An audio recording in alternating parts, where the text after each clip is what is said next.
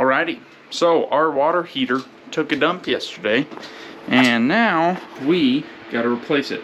I called out Right Now Heating and Air just to kind of see what was going on with the water heater. So they came out, and I kind of wanted to know what broke. That way I knew if I had to replace it or if I could get away with replacing parts. Now I'm going to show you the quote they gave me to fix it and to replace it. And then I'm going to show you how much I actually paid to replace it.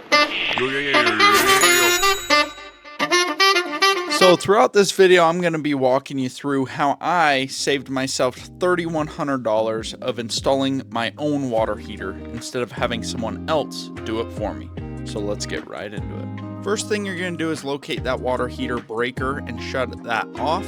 Then you're going to take a circuit tester and test those wires to make sure you turn the right one off. Luckily mine was labeled, so I knew exactly which one it was. Then you're going to take off the top and disconnect all of the wires. Next, you need to locate your water turnoff. Mine was connected to the water softener. You can also turn off your main water to the house, but luckily I had a turnoff valve right above it that I mapped to my water heater. Now that the power's off, you're going to run a hot water spigot, whether it's your sink in your bathroom or kitchen, and just feel it until it feels nice and cool, and drain all of the hot water out of the pipes.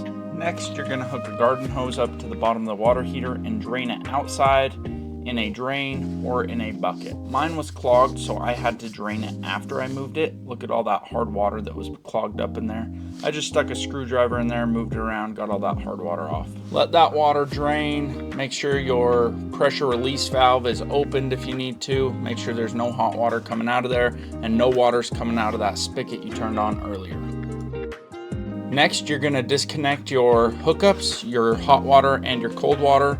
It is recommended you replace those tubes because the seal will never quite be the same on your new one with those old hoses. So get new hoses for that new water heater.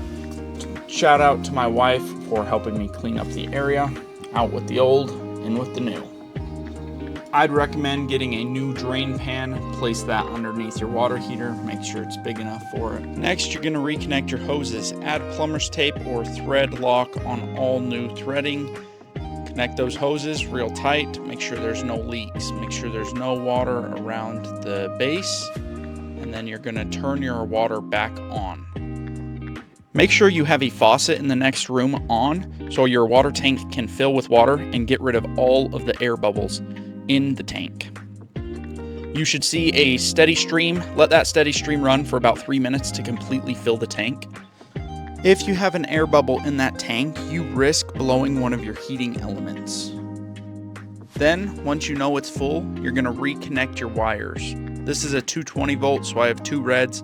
I connect a red to a red to a black, and then make sure my ground's connected as well. Lastly, you're going to flip that breaker on and make sure everything works, nothing blows up. Last semi-pro tip would be to write when you installed the water heater on it and keep a record of every time you service it or drain it on that water heater. That way you know you're up to date and you know when you installed. I hope this video saved you time, money, and hope you got it done. I can do it myself. On a scale 1 to 10, this is actually probably a 4. The hardest part is lifting the water heater. This is actually a pretty easy fix.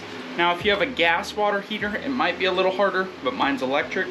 So for DIY, I would recommend doing it yourself.